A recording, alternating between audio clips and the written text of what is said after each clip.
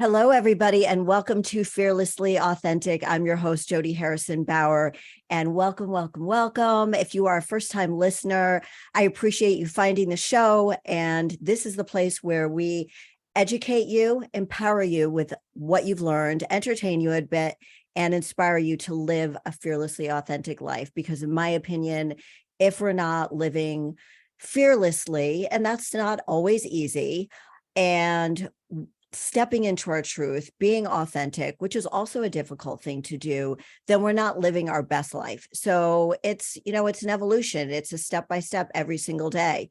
So thank you for joining us. And please remember to rate, review, and subscribe. We have a 5-star rating, and we have over 100 countries listening in our live show, which is so exciting. You can find us today on any of my social platforms and wherever you listen to podcasts, as well as on YouTube at Jody Harrison Bauer. And I'll leave all the information with my guest today. We'll get into that. You'll hear all about her. It's going to be a great show, as always, I must say. And I think that is it. So welcome to the show, Pattie. Thank you for having me. I'm so excited to be back. I know. I feel like sometimes, you know who Johnny Carson is, right? Absolutely. Okay. Yes. Yes. So for younger people listening, Johnny Carson is literally the OG of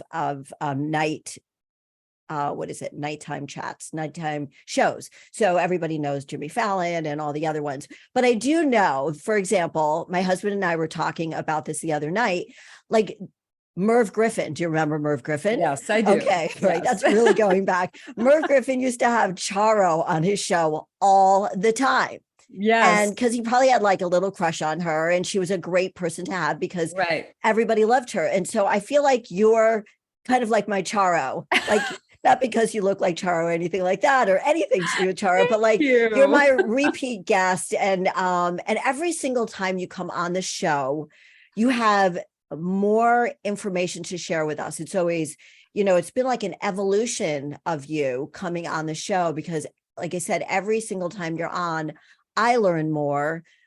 You're growing and teaching us more. And with that, I always share all of your information because what your area of expertise is in, and I'm going to share your bio in a second, is not my areas of expertise. Mm-hmm. But in living a fearlessly authentic life is something, it is a goal that you and I both share very much so. So absolutely.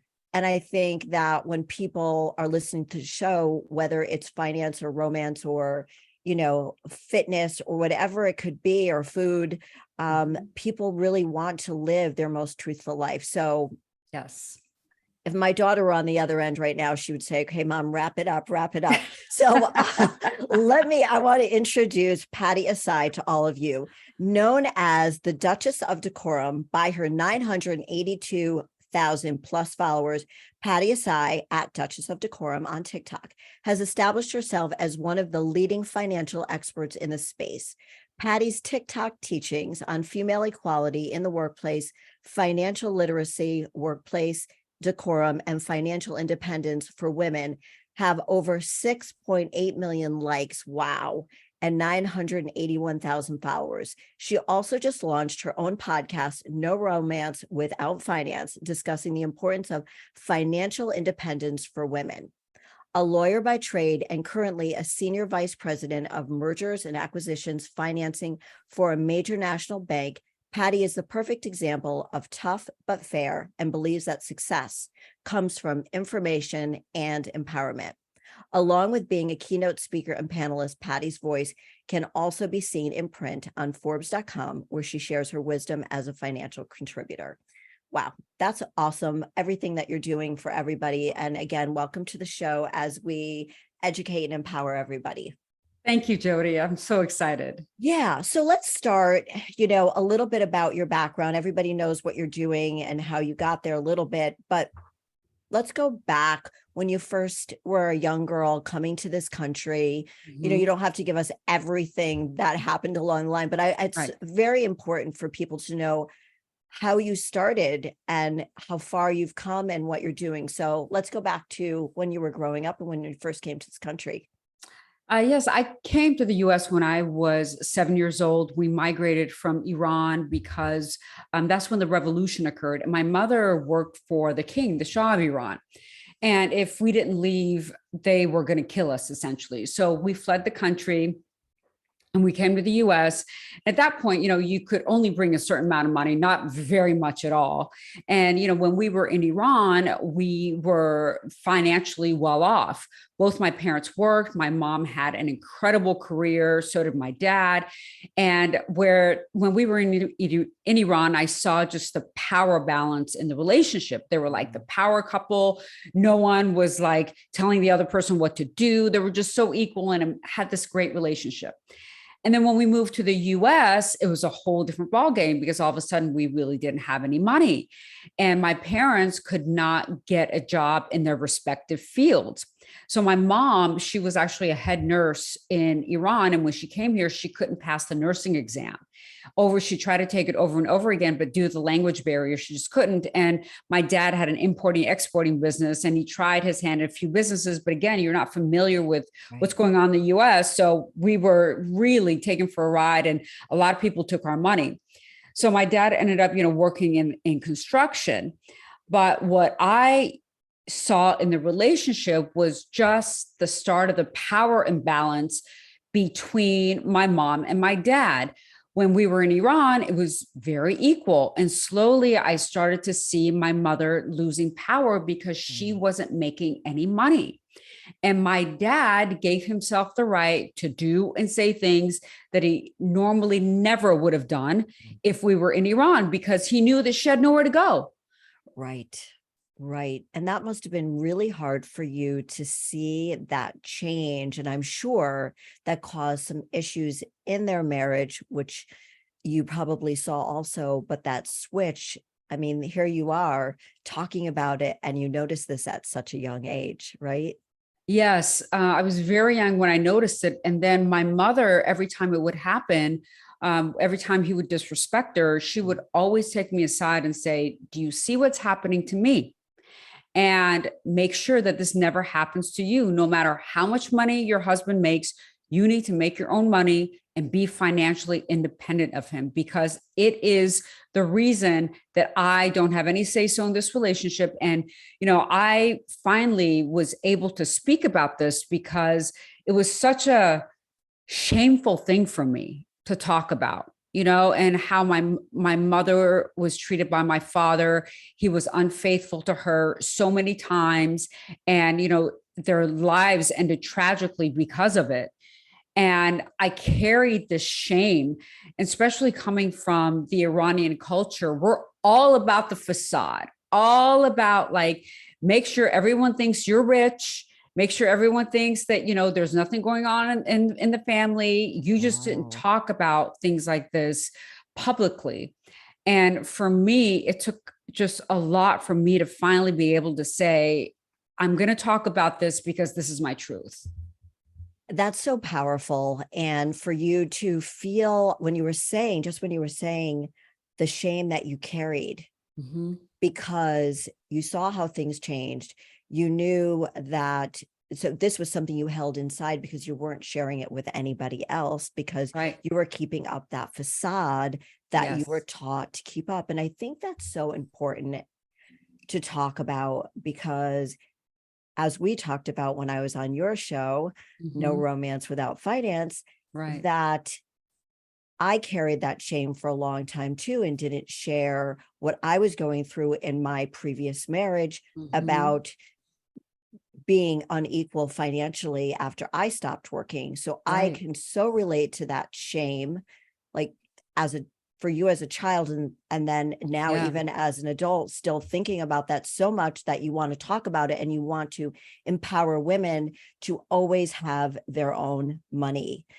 because that is the way it should be, because we don't want to see women like your mom go from being an equal partner to almost like being taken advantage of, being I wouldn't say abused, but just I would okay, I would say she was mentally abused for sure. Mentally abused, because what's mental abuse is when someone does something wrong to you, knowing that you don't have a choice, right?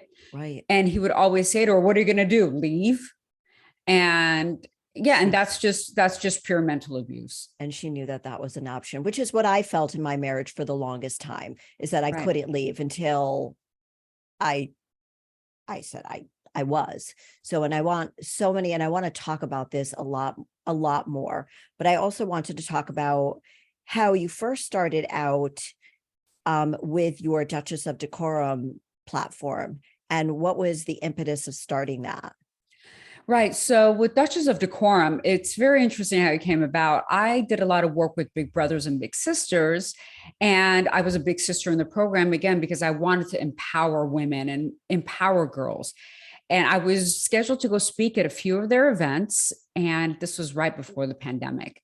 And when the pandemic hit, everything shut down. So I had all this great information in my head and nowhere to share it. Mm. So I kind of thought through it and I'm like, oh my gosh, you know what? 2:30 in the morning, it hit me. I woke up, I'm like, I'm going to make videos. So yeah, so I just started making videos, but the intention behind the videos is to help people, especially women, level up in all aspects of their life so they don't end up like my mother. So Mm. whether it's teaching them how to act properly in social settings, and that's really where I started doing a lot of etiquette videos. And Right. that's because I come from an underserved background. And coming from an underserved background, when I went to law school, it was the first time I was around rich people. And the way that they were acting when they ate, when they passed things, I looked like I was just raised in a barn compared to them because I had no idea what I was doing, right? Right, right, which is a very normal thing. You can't just assume people know. Right, exactly. So that's where I started. But then I took it to another level, teaching women how to empower themselves in their workplace and in their finances. And I've always wanted to go to the finance aspect of it because that's where you could really make a difference, is being financially independent as a woman. Right. So the TikTok platform blew up. Clearly, people needed to find somebody who could help them with that information, because where Right. do you go? Where do you Google that information? And the way you did Exactly. it was so powerful. And all along, all along at the base of everything that you've done is to empower women. Right. That is my intention. That is your intention. So you started with decorum at work, what not to tolerate. And I remember those Mhm. older videos back in 2020, 2021, Yep. and talking about asking for a raise, being a Mhm. woman and being side by side with men, asking for what you deserve. And Right. from there, you just grew tremendously because, again, women were looking for somebody who could help to educate and empower them. Yes, absolutely. And I don't think that that's talked about enough. I Right. think that women become successful and unfortunately they forget how they got there. And and really it's not a knock on them because in order for a woman to be successful, especially in a male dominated industry, you have to claw and fight your way to the top, man. You can't be this like nice, oh my God, type of meek person. You have to be twice as good as the men and you have to do twice the job of the men in order to just to be equal to them, right?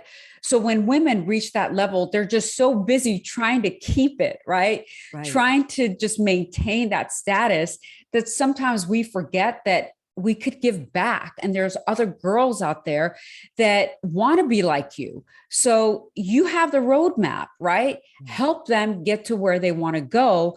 And that was my intention. If it doesn't, I've always said I have an acronym, it's called HIM, which is ironic, but if it doesn't help empower or motivate women, I just don't do it.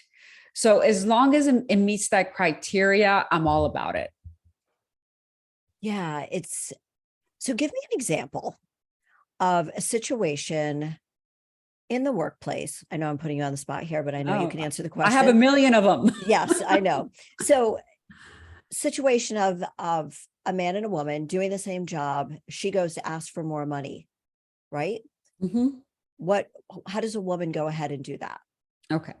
So the way that you have to do it, I always say you have to use facts and not feelings because you have to go into the situation knowing that you deserve a raise and showing them that you deserve a raise. Most people go into asking for a raise and say, well, I want a raise because Bob's making more than me. And that is a horrible way to ask for a raise. And no one's going to give you a raise because of that. You have to show them that you're deserving. So what you do is that you go online and you search your job for someone in your level of experience in your marketplace. And you see, you can use payscale.com, salary.com. These are great sites. And it will tell you how much someone makes for your job in your marketplace with your level of experience and where your percentile salary lies. So let's say you make $100,000 a year, you go and you say, oh, I'm the 50th percentile. Okay. But you actually want to be in the 75th percentile. So what you do is you make a list of all the accomplishments that you've had over the past year at work. And if you can quantify it, you should. So you can say, for example, the projects that I've worked on helped increase the revenue of our company by 10%. If you can quantify it, great. If you can't, that's okay. Then what you do is you set up a meeting with your boss. You never want to blindside your boss with this conversation. So you set up a meeting and you go in and you say, over the past year, these are my accomplishments, and don't be shy. This is a time for you to brag. Women are so bad about bragging about themselves, and men are the exact opposite. And that's why they get ahead. So brag about yourself, tell them everything that you've accomplished. And you can say, my current salary is in the 50th percentile. However, based on my accomplishments, I am higher than the 50th percentile. I'm a better than average employee. So I would like to ask for a raise to the 75th percentile, which is X amount of dollars. And then you shut up and you see what they have to say. Don't keep talking. Just be like, this is what I want based on my accomplishments. I remember asking for a raise, and I was in a female dominated industry. I was a buyer for a major department store. And I remember, my ex-husband coaching me about how to ask for a raise because I didn't know. And so there were very few men in it. My boss was a female, but I remember him saying something similar to that as just go in with the facts and then just be quiet. And I think you're right. As women, because we just want to like oversell ourselves a little bit more. Yes. I think that's such great advice that you're giving women not to be afraid, do the research, show what you've accomplished, and never compare. We always talk about that anyway, but never compare yourself to Bill, Bob, or Jane. Like it doesn't make a difference. It's just you talking to your boss right then and there. So when somebody does that, they present why they deserve a raise. And when should they expect an answer back? And what if they don't get what they're asking for? So you should actually ask, when can I expect your decision, right? Depending on what they say. If they say, I have to think about it, you can say, okay, how long do you think it will take for you to make the decision? And then they'll tell you. So you have to ask. But again, I always say, be prepared to hear no. If you hear no, it's not the end of the world. Your next question is, okay, what do I have to do in order to get a raise to X amount of dollars? Then write everything out that they say that you need to do. Go back and do those things and document you doing those things, right? You want to document. Right. After 6 months to a year, you set up another meeting, you come back and you say, you indicated that if I do all these things, I could get a raise. This is how I've done them. This is how I've performed. And now is it a time for you to provide me with the raise that I asked for? Is there an opportunity to get the raise? And typically they should say yes, because you put them on the spot. Again, you're going in with facts, not feelings, right?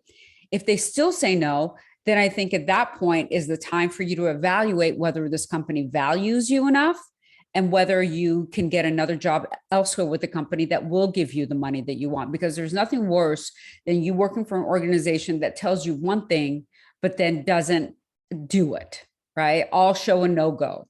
Right. And, we're giving this advice. Pattie's giving this advice. We're specifically talking about women, but this can work for men too. Absolutely. For anybody, but it's always the facts over the feelings. And what about, I have another question for you. What about applying for a job?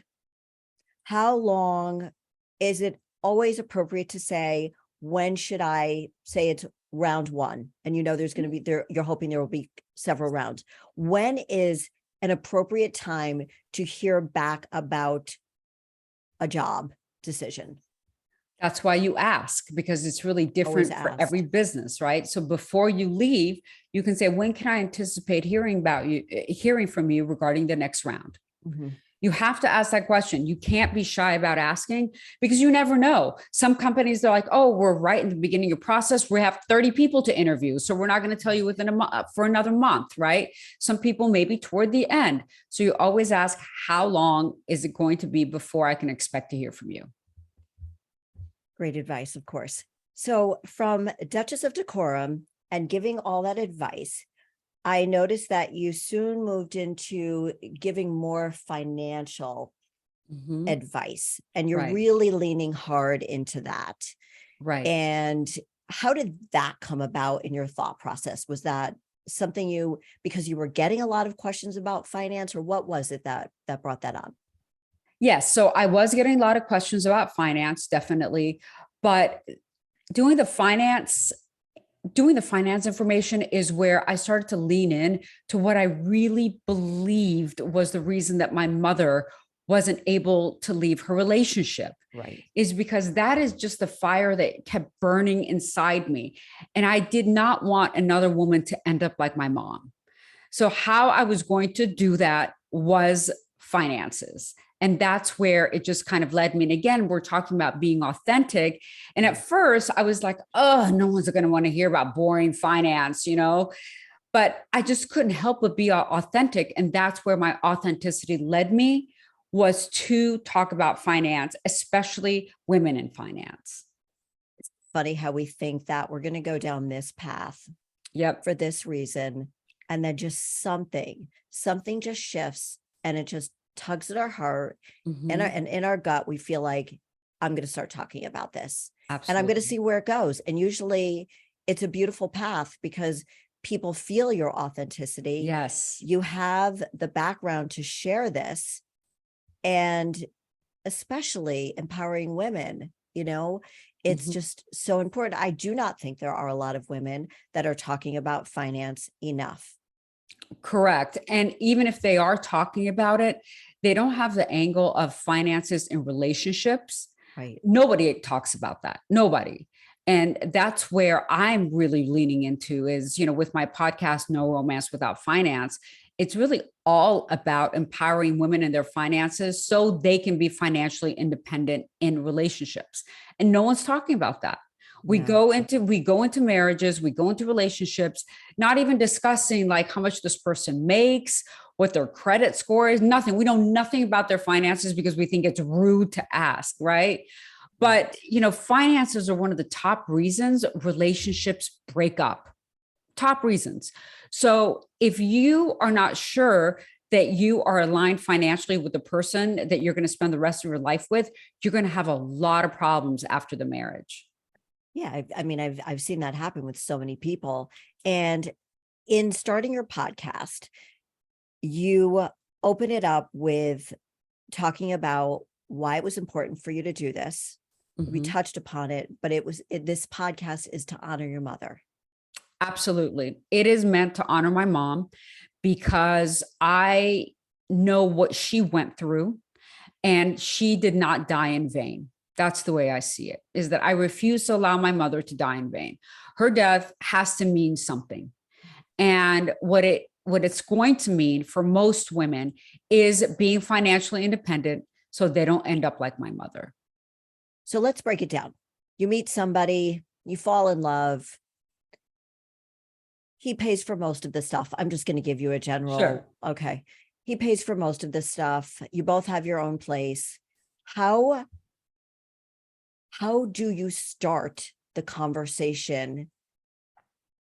As you mentioned, it is an awkward thing to talk about. You're talking about everything else, like where you want to live, how many kids you want, but like, who's paying for all of this? Do you do a prenup, a post-nup? There's all of these nups.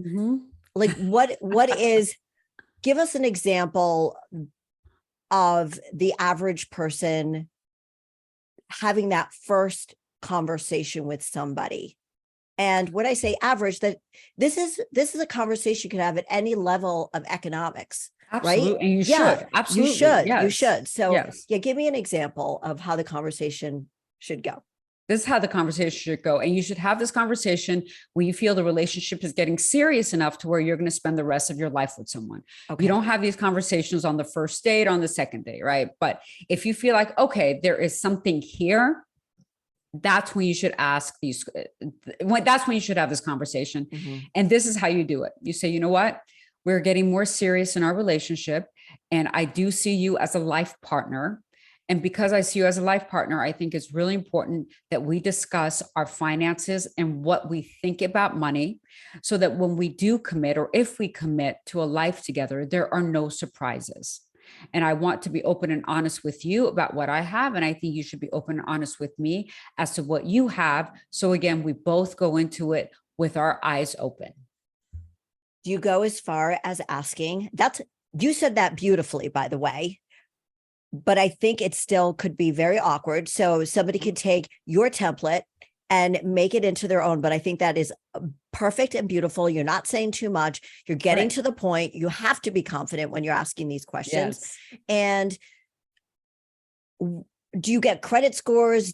How far do you go, Pattie? Because I've heard a lot of people talk about like, get their credit score. Don't be shy about that. Offer it to them. Yeah. So yeah. I just wrote an article in Forbes talking about this exact same thing.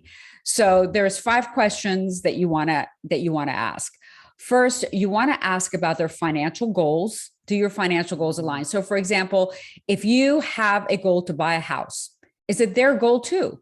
Right? Or do they want to take that money, travel, and they're happy living in an apartment with you, your 2 kids and 3 dogs? Right. Right.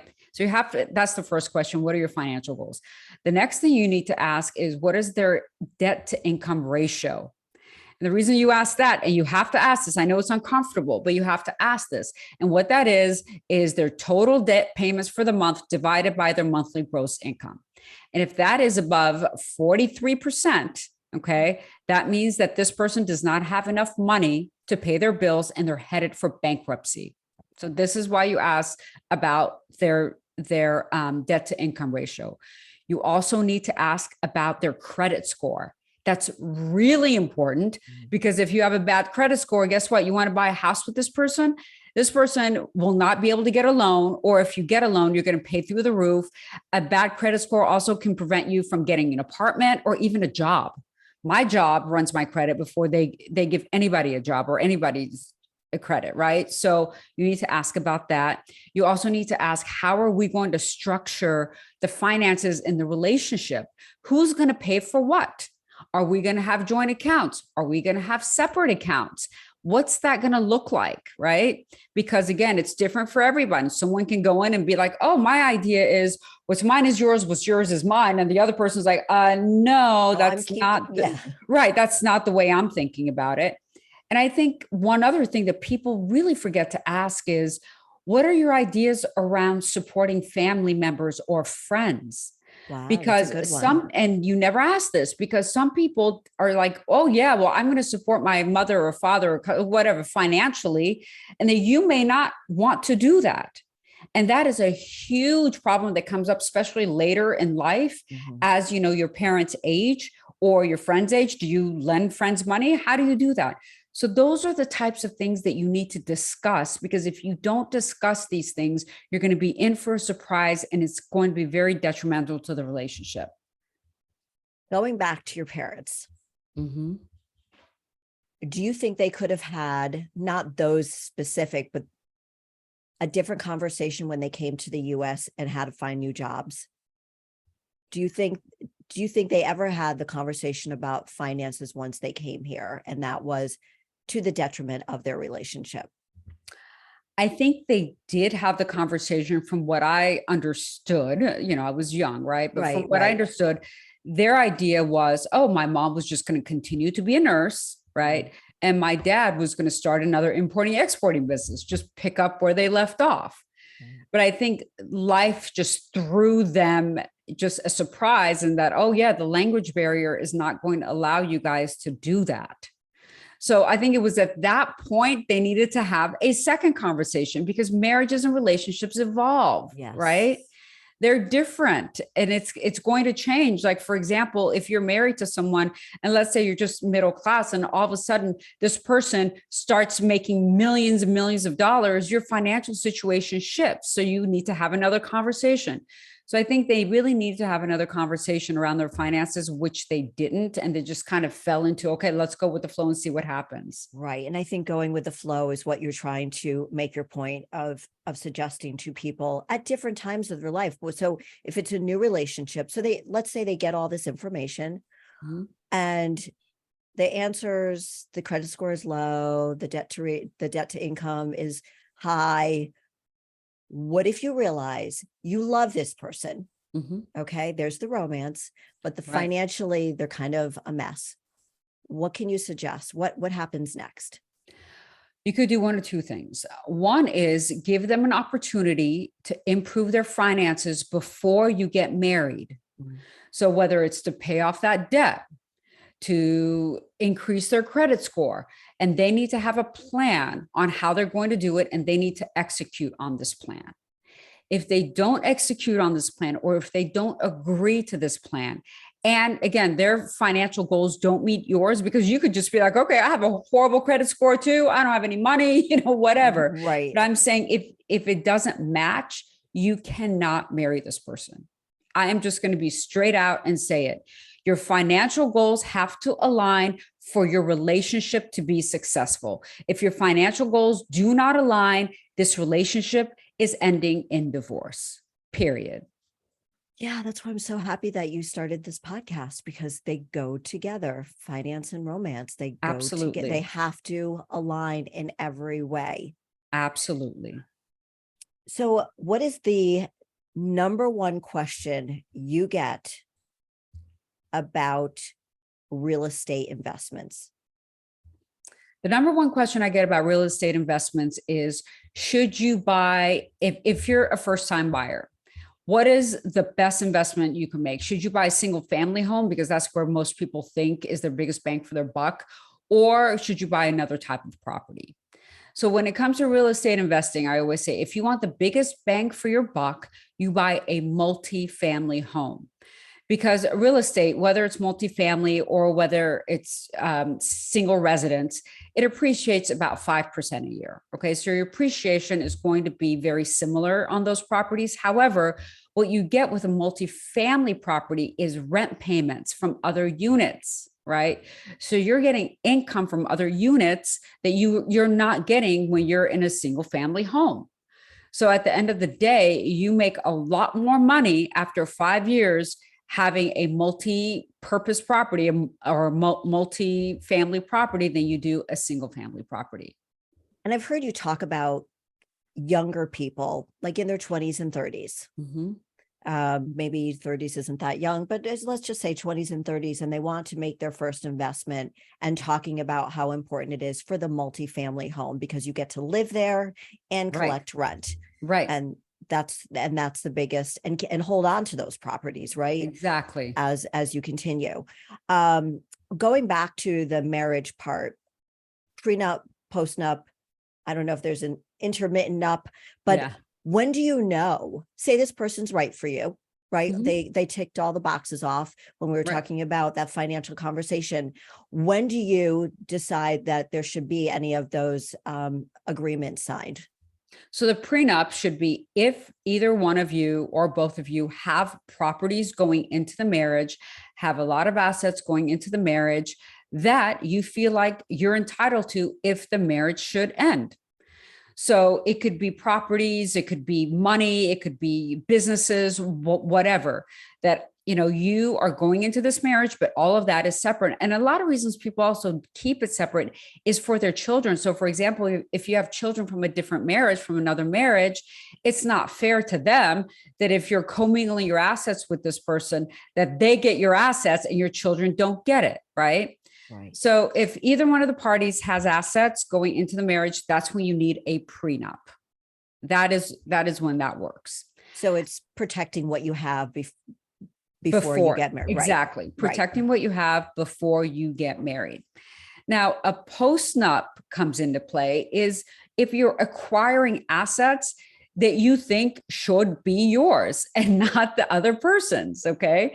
So let's say that you're buying a home and the woman is the one that's buying the home. She's putting up all the down payment and, maybe she makes more money, for example, or vice versa, whatever. Mm-hmm. And you don't think it's fair that if the relationship ends, that this person is going to get half that property. Or if you're starting a business, for example, if the relationship ends, this person is going to get half the business.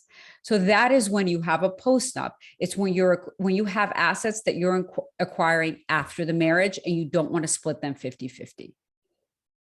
That's why it's so important to have this conversation about money before you get married. So everybody's Yes. on the same page. I Yes. remember being at a wedding and the man did not want, his lawyer was there. Mm-hmm. He's like, you got to have her sign. Like, you're going to be walking down the aisle in 5 minutes. Like, she needs to sign the prenup. And he said, no. He said, no, I don't want her to. And she was crying. I don't want it. We're never going to get divorced. I don't know if they stayed married or not, but Sure. That was in a situation where it was very lopsided. He had all the money. She had none. And I think he thought he was going to lose her Mm-hmm. if he made her sign the prenup. And I think because of people like you who are educating women on what is right for them and to always have their own money, women shouldn't be in that situation where they are going to be possibly a victim. Or in this person's case, I mean, he was afraid that he would lose her. Right. If he made her sign it because she said, I'm going to walk if you make me sign this prenup. So that's why I think it's so important to have these open conversations. Yeah, because if you have your own money and if you can depend on yourself financially, you're going to sign that prenup and not even care, not even blink Right. twice. If someone asked me to sign a prenup, I'd be like, absolutely. In fact, I'm going to ask you to sign a prenup. Right. When you have your own stuff, when you have your own assets, when you have your own job, when you have your own money, you don't care about signing a prenup. And another thing that people don't think about is just because a prenup is put in your face doesn't mean that there's not room for negotiations, right? So just because he's asking the woman to sign a prenup, that necessarily doesn't mean that she gets nothing. You can negotiate what's in that prenup. You'd say, okay, I have no problem signing it. However, you think that upon divorce, I should get 10% of the assets. I think I should fairly get 20% of the assets or something, whatever it is. Right. So you can negotiate to your benefit in a prenup. Can you go back after you've signed the prenup and renegotiate that? Or is that a signed, sealed, delivered? You can technically, you can technically change it if both parties want it done. But it's a legal proceeding, right? Right. It's a legal proceeding. You make amendments to the prenup. Yes, you do. But at that point, you can also do a postnup, which essentially does the same thing. Okay. So let's go back to women in their 20s. They're out in the workforce. What is the number one financial tip you would give somebody in their 20s in their 20s? And you said they're in the workforce? They're in the workforce. Start investing immediately. That is one of the biggest mistakes that people make. Then they don't realize what a huge impact it is to start investing early. And the reason I know is because I made that mistake. I didn't start investing until later on in life because I was so broke in my 20s. I'm like, oh my God, I can't afford another $50 a month or $100 a month, And it was a huge mistake because I'm going to give you some math. Okay. So if you invest $100 a month, that's it. Invest $100 a month in the stock market every single month. The stock market gives you an average rate of return between 8 to 12%. So we're going to say average is 10%, right? After 30 years investing $100 a month, that's it. You're going to have $200,000. After 40 years, you're going to have $535,000. So in those last 10 years, the years between 30 and 40, you're more than doubling your money. That's how compound interest works. And that's why it is so important to start investing in your 20s, because the longer you have to invest, the more money you make. And in the end, it's going to be exponential amounts of money. I love that example. It's Yeah, so easy. Who doesn't have $100 a month? I mean, if you don't have exactly. 100, then 50, something, I talk about fitness is like, you need to find 30 minutes in your day to move your Yes. body. So if you Yes. can find $50 instead of going to get coffee somewhere or Right. going out to eat with your friends, Yes. start then. The problem is, I think that when we're in our 20s, either we're scared to give somebody else our money, right? Mhm. Right. Um, or we're so broke we don't have it, or we just don't think about it because we didn't have the education. We didn't have anybody, and especially as women growing Mhm. up at a certain time with certain a certain culture, maybe we weren't even taught that we should have our own money, right?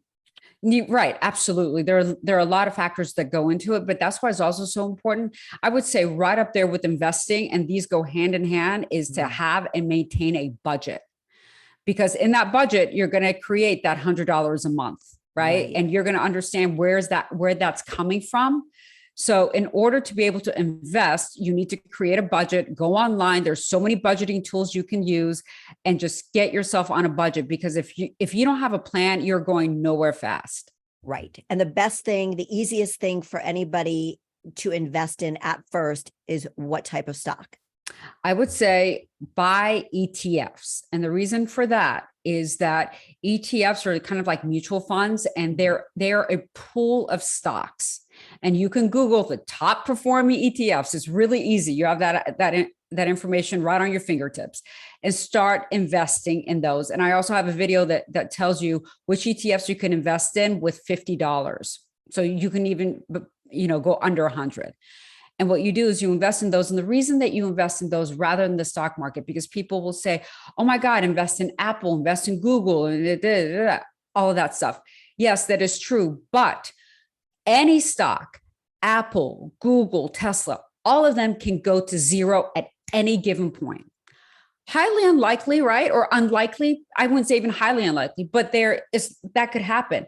But when you invest in mutual funds or when you have ETFs, it's a pool of stocks. So that is never going to go to zero. Maybe one stock in the portfolio is not going to do that well, but the other ones are going to perform. So it's going to Right. keep its value. Right. So don't be scared. Take the $50, put it in your budget, do it, just get it done. So if you're Exactly. in your 30s, 40s, does that change? So if you started investing in your 20s, Mhm. now you're in your 30s, 40s, you're making more money. Is there something else you should do, or should you find somebody that you trust to invest with? What advice would you give to people in their 30s and 40s? If you have more than $50,000 to invest, you should seek a professional to help you invest that money. That's what I Okay. would say. That's the first thing. And if you don't, you can start investing yourself, or even if you don't want to, you can start investing yourself, but start investing more. You're making more money. So you need to Right. start investing more, because now your runway is shorter than when you were in your 20s, right? So you Right. got to start investing more to try to make up for it. And at 20, I believe, and I'm not a financial expert, you should start investing in, but when you start investing, that's investing for your retirement. You have to Absolutely. think, and it's so hard to think when you're in your 20s, oh, my retirement, but Right. it comes up, trust me, it comes up faster than you Yes. think. All of a sudden, you're Yes. like in your 60s and you're like, whoa. Um, but you hear Yeah. that still from people my age, that they're just scrambling, Hmm. because they didn't figure things out earlier. So these Yes. tips are like so amazing. Thank you, thank you, thank you, Patty. Of We only course. have a few minutes left, but I have to ask you a few questions. Do Okay. you have a hero, a woman out there who's just like the financial hero of your life? Or maybe she's not the financial, but who is your female hero? I have a few, but I think my female hero is probably Maya Angelou. I just adore her, and I just think she's so smart. She was so ahead of her time when it came to women and independence, and Mm. how you should make your own money, and how you should think about yourself and not put your value upon what a man thinks about you. So Maya Angelou was one of the first people to start talking about that. So she's definitely one of my biggest heroes. Tell us about your literacy course and how people can find you. Yes. So you can go on pattiesci.com, and I have a financial course, an investment course. All of my courses are on there. And again, No Romance Without Finance, my new podcast. We talk about all these things as far as relationships, but we really talk about how women can become financially independent. So it's not just, oh, if you're in a relationship, but how can you set yourself up to be financially independent? And of course, my TikTok. Right. Right. And so the last question, thank you, is when we get a different answer every time, but how do you live a fearlessly authentic life? By doing the things that scare the shit out of me. Love it. That's That's it. how I do it. That's it. Is the stuff that scares me is what I do, that I know that I'm living authentically, because living authentically or inauthentically means that you're suppressing all those things that are inside you, right? And because of fear. So yeah, when you give fear the middle finger, you're good to go. Oh, that's a good clip. I'm going to keep that one. It is such a pleasure to have you on the show again. Thank you so much, Pattie Thanks, Ehsaei. Jody. Check her out. I will leave everybody with all the information, but go to Duchess of Decorum. You can check her out there. And Pattie, you've just given us so much information. And I just really want to tell you how much I appreciate you, what you do, and empowering so many women to be financially independent. It is so important. Ladies, know your rights, know how strong you are, and Pattie can guide you along the way. Just thank you so much. Thanks, Jody. I think the world of you, and I love what you're doing with your podcast, just providing such just invaluable information to everyone. So I adore you. Thank you for having me on. Such a love fest when you're here. I love it. Yes, it is. Thank you, everybody, for joining us today on Fearlessly Authentic. And until next time, go live your most fearlessly authentic week. Bye-bye, everyone.